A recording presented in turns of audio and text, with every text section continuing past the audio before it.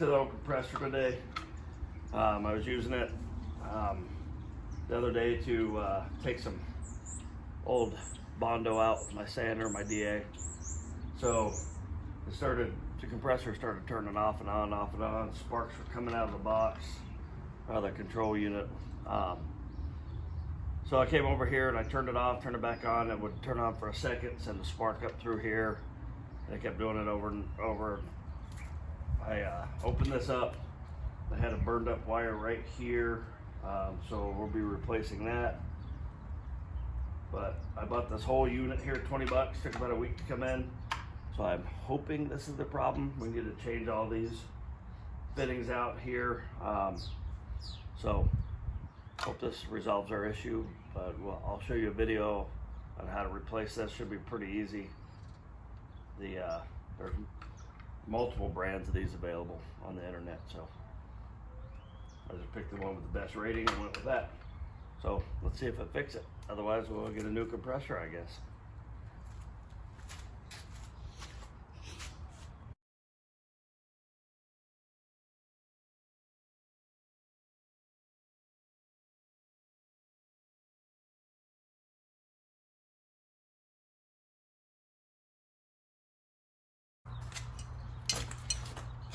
So one thing I did want to show you guys on this, because it's not very apparent and super fast speed, but the sensor goes in here, right here in this slot. Sorry, right there, and you can see. Let me get it down here. There's a line up or a notch out of it, and it lines up in here and pushes in, and then you use a wrench to turn it. Took me a second to figure it out, but just turn it, line it up, pull it out with your fingers. It was real simple. I couldn't really show it in the super fast speed from underneath, but anyway, pretty easy to get this thing off of here. So a few differences, and we'll go over there in a second, but this pressure switch that I talked about how you get off, when it builds up pressure, it's just a tube that goes through here that smashes this in, and that's how it tells the compressor to turn off. Well, the new updated one is totally different. I want to bring you over here and show the differences, and I think it'll be pretty easy to hook up, but we'll give it a shot. All right, guys, so I just showed you the old style.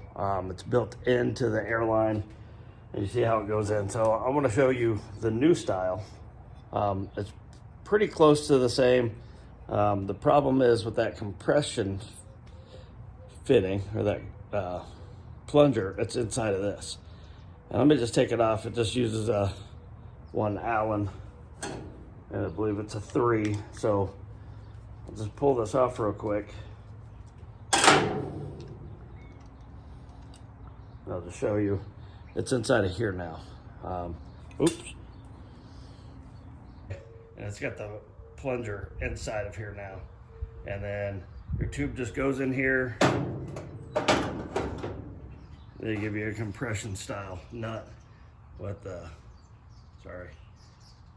compression brass fitting inside. So we'll just change this over. I think it should be pretty easy, but we'll find out. I'm just going to reuse all my pressure relief and gauge and everything. I'm just going to reuse all these brass fittings. So what I found easiest for me, you could use a wire brush, but I just put a wire brush on my drill and hold it with this hand, and make sure you have a glove or else you won't have any skin left. So here's what I already did. Things up real nice and shiny. I prefer the liquid stuff. I use the Permatex. So anyway, clean up real nice, pretty quick. Wear a glove or you won't have any skin on your fingers. One last piece of advice before I put this together. So when you put these on, maybe your compressor uses it, maybe it doesn't, but it's got a hole in the back that goes against the compressor motor. Do not forget to put your plug in there before you put this on, or else you're going to be taking it all back off again. Luckily I happened to notice on this one that it had it before I got it on there. So just a piece of advice. Hopefully you're watching this video and you took a little away from it, but that would be my biggest piece of advice with this, is make sure you plug that before you install it.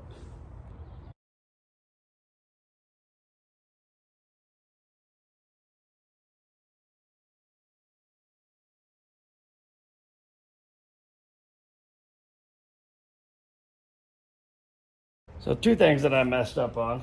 Don't put your gauge on here before you get this on, because it's got to spin. Secondly, the little air gauge needs to come off so you can get a wrench in there to turn it. So I'm going to take that off. I already took the air gauge off. We'll get this tightened, and then we'll go over cutting this and getting this on the new updated pressure sensor. Okay, so we're gonna go ahead and get the new pressure sensor hooked in.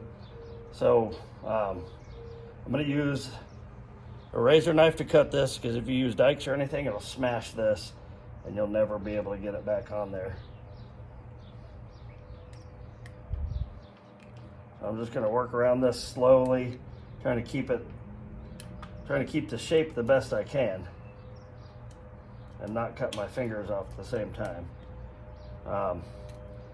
Just find when you're using those little brass pressure fittings, if you can keep it in its original shape, it should go on a little easier as I throw the knife. So that's all good. It looks pretty good in there. I think I kept it pretty clean.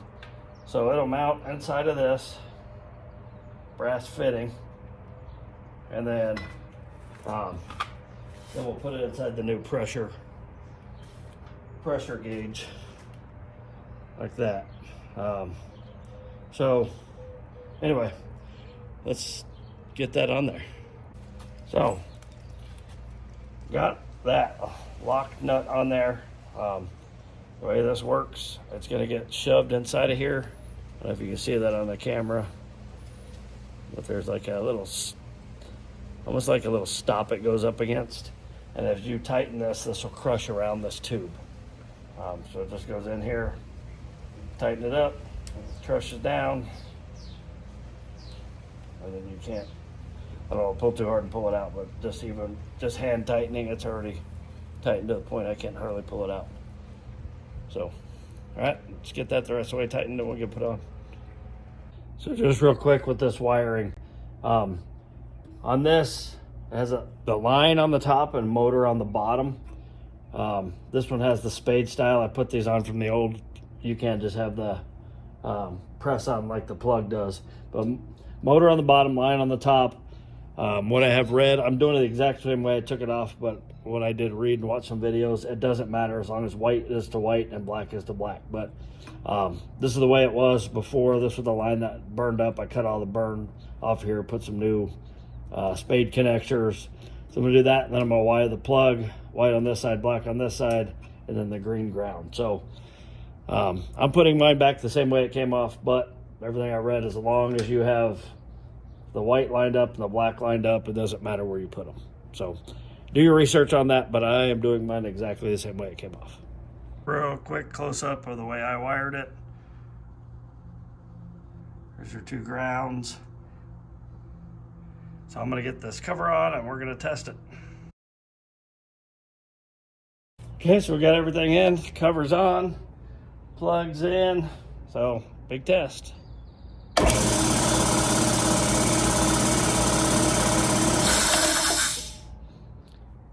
Awesome. So $20 fix, pretty easy.